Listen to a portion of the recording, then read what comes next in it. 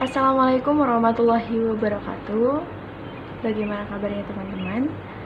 Kembali lagi dengan saya Hermayana Yunita. Kali ini saya mengambil tema mengenai hidup itu tidak adil. Kenapa sih saya mau ngambil hidup itu tidak adil? Pernah nggak sih teman-teman merasa Allah tuh nggak adil loh sama aku? Kenapa aku selalu diberi cobaan? Kenapa aku selalu dihadapkan dengan masalah-masalah, sedangkan orang lain enggak? Sedangkan orang-orang selalu terlihat bahagia, dia selalu mencapai kesuksesan, sedangkan aku juga mau, sedangkan aku juga pengen berada di posisi dia. Pernah merasa enak loh jadi kamu, enak loh jadi dia bisa dapetin ini dengan mudah, dia bisa mendapatkan ini dengan hal-hal yang membuat berbeda dengan diri kita.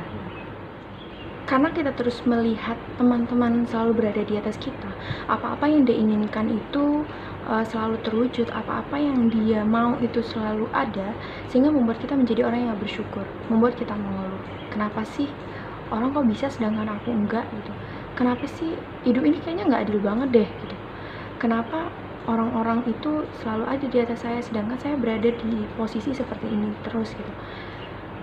Karena apa? Karena dia nggak bersyukur gitu. Padahal kita juga tuh nggak tahu dia tuh telah melakukan apa untuk sampai ada di tahap dia gitu, sampai dia bisa mendapatkan apa yang dia mau gitu. Dia juga pernah kok ngelewatin kayak kita punya masalah, dia juga pernah mengeluh. Kita juga nggak tahu perjuangan dia seperti apa, nggak mungkin dia publikasikan karena banyak orang itu nggak akan paham dengan proses tapi akan melihat dengan hasilnya itu. Mungkin dia juga pernah yang namanya ada masalah yang benar-benar membuat dia terpuruk gitu. Dia pernah ada di posisi yang benar-benar membuat dia ingin menyerah gitu. Kita nggak pernah tahu itu. Dia hanya menunjukkan hasilnya gitu. Kita tuh nggak pernah kan ngelihat dia tuh ada di tahap-tahap yang benar-benar terpuruk. Kita nggak pernah tahu gimana dia melawan rasa sakitnya, gimana dia berusaha untuk bangkit, gimana dia rasanya berusaha untuk berjuang kembali, memulai lagi dari angka 0 sampai dia ada di tahap sekarang. Kita tuh nggak pernah tahu gitu. Ya itu yang saya bilang, dia tuh nggak mau nunjukin proses dia gitu, karena orang-orang tuh ketika dia gagal, walaupun dia sudah melewati banyak perjuangan, orang itu akan menganggap, mungkin ada yang menganggap sebelah mata gitu. Tapi ketika dia sukses, orang itu wah enak ya jadi dia itu gitu loh. Orang tuh nggak ada yang nunjukin proses perjuangan dia, apalagi sampai dia terpuruk. Yang ada mungkin orang-orang akan menganggap dia masa kayak gitu aja udah nyerah gitu. Padahal seharusnya dia paham bahwa hidup itu berputar. Orang itu nggak akan selalu berada di atas, orang itu nggak akan selalu berada di bawah, orang itu nggak akan selalu berada di posisi yang sama gitu loh. Hidup itu berputar gitu loh. Kadang orang bahagia, kadang orang berada di sisi terpuruk. Tapi ketika dia terpuruk, nggak mungkin juga dong orang-orang akan menunjukkan bahwa saya punya masalah, saya masih berada di keadaan yang nggak baik gitu. Orang itu nggak akan menunjukkan itu gitu loh. Orang itu punya topengnya masing-masing gitu loh. Orang itu punya penutup dirinya masing-masing gitu. Nggak semua orang harus menunjukkan bahwa dia punya masalah gitu. Ngapain juga sih orang-orang itu juga nggak selamanya peduli kan. Kenapa dia banyak orang yang tertutup? Bisa jadi karena dia pernah bercerita, dia pernah membutuhkan solusi dengan temannya karena mungkin dia tidak bisa memendamnya sendiri, tapi malah respon dari teman-temannya malah kurang baik untuk dia gitu. Jadi udahlah, orang-orang tuh nggak akan pernah menunjukkan kalau dia ada masalah. Orang itu ada juga yang iri dengan diri kita gitu loh. Ada yang iri dengan kelebihan kita. Hakikatnya kita paham sih sebenarnya bahwa orang-orang itu punya kelebihan dan kekurangan. Bahkan tidak hanya sekali dua kali kita mendengar ini, tapi banyak loh, berkali-kali kita mendengar bahwa orang itu punya kelebihan dan kekurangan gitu loh. Nggak ada orang yang punya kekurangan aja, nggak ada orang yang punya kelebihan aja. Ya kalau misalkan dia udah sempurna, ngapain dia masih butuh bantuan orang lain gitu. Kita lahir dibantu sama orang, kita mati pun dibantu sama orang, nggak mungkin kita tuh sendirian gitu. Jadi ya udahlah, ngapain harus kita mengeluh terus gitu.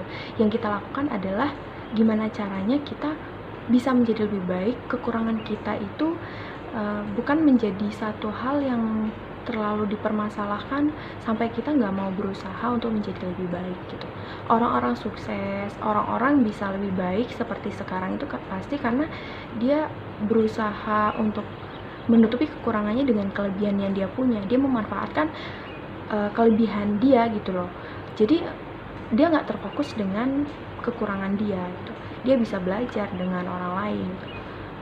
Yang ingin saya katakan bahwa kita hari ini mungkin iri dengan orang lain, tapi percaya deh, orang-orang itu iri dengan diri kita. Ada yang enak ya jadi dia gitu, enak ya jadi dia bisa kayak gini, bisa kayak gitu, karena dia nggak pernah tahu, dia nggak pernah ada di posisi kita. Makanya orang-orang tuh akan selalu saling iri mengirian gitu. Ya sebabnya apalagi kalau bukan kurang bersyukur gitu kan. Jadi buat teman-teman, ayolah kita menjadi orang yang bersyukur gitu. Ayolah kita tetap berusaha melakukan yang terbaik.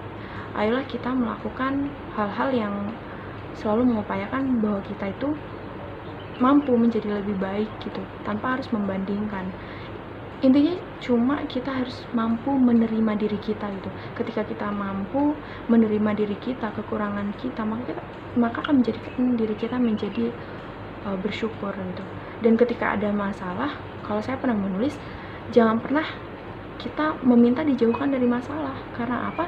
Masalah itu adalah bentuk kasih sayang Allah gitu loh. Allah pengen loh kita tuh lebih dekat sama dia gitu. Allah pengen kita memohon gitu. Allah tuh rindu ketika kita memohon dengan khusyuk, memohon dengan mungkin menangis.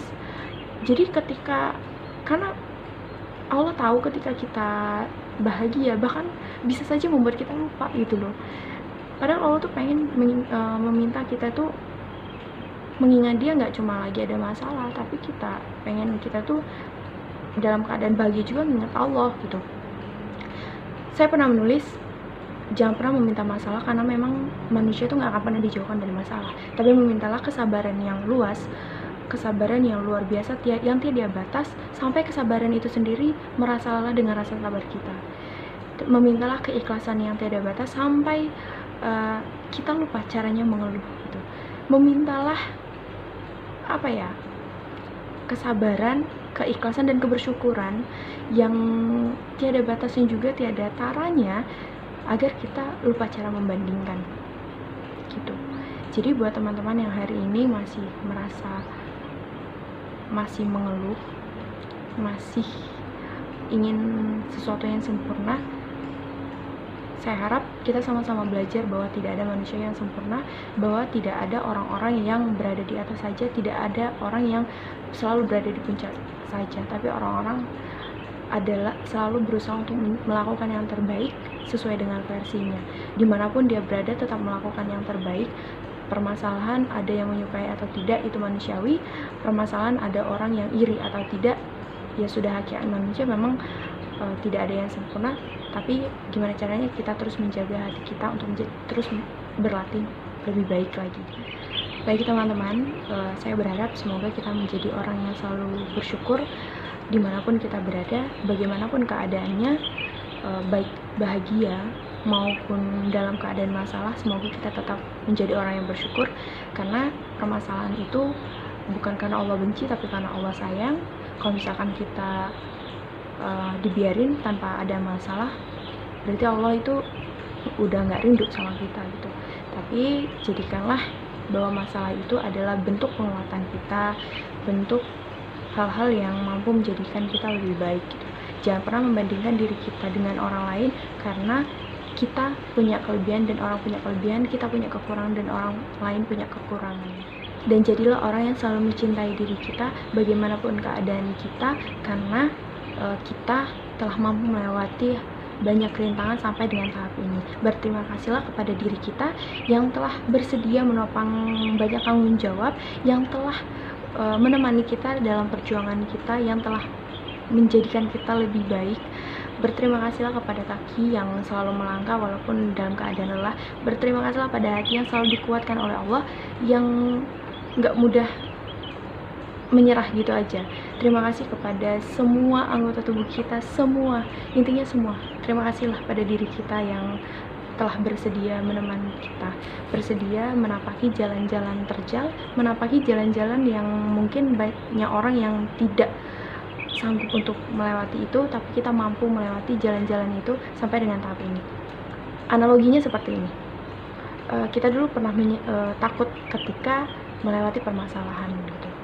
Bisa nggak ya? Tapi ternyata ketika kita sudah melewati, oh ternyata saya mampu gitu. Itu sebenarnya dipengaruhi oleh pikiran kita sendiri gitu. Kita sudah mengatakan kita tidak sanggup, padahal sebenarnya kita sanggup. Kita tidak berani, padahal kita sebenarnya berani. Sebenarnya nikmati saja jalannya gitu. Syukuri aja apa yang udah jadi garis takdir kita gitu. Ketika saya ada masalah, saya pernah melihat tulisan dari kakak tingkat saya. Dia mengatakan seperti ini: hal yang membuat kamu menangis terseduh-seduh, suatu saat akan kamu tertawakan sebagai satu hal yang lucu. Tidak semua, tapi ada. Nah, jadi semua itu akan menjadi pembelajaran. Hal yang pernah membuat kita patah, itu akan menjadikan sebuah pembelajaran bagi kita. Hal yang pernah membuat kita berjuang suatu saat akan menjadi satu hal yang kita banggakan. Hal yang pernah membuat kita menangis suatu saat akan jadi satu hal kenangan. Kenapa saya menangis? Padahal sebenarnya saya mampu. Jadi teman-teman, saya harap kita semua selalu diberikan rasa kebersyukuran yang tiada batasnya, rasa keikhlasan yang selalu kita jaga, dan kesabaran yang tiada batasnya. Baik teman-teman, mungkin hanya itu yang bisa saya sampaikan. Lebih dan kurangnya saya mohon maaf. Dan jangan lupa untuk disukai, dibagikan, dan di komentari. Oh ya, jangan lupa dibagikan kepada teman-teman ya. Dan jangan lupa untuk berlangganan di kanal YouTube aku.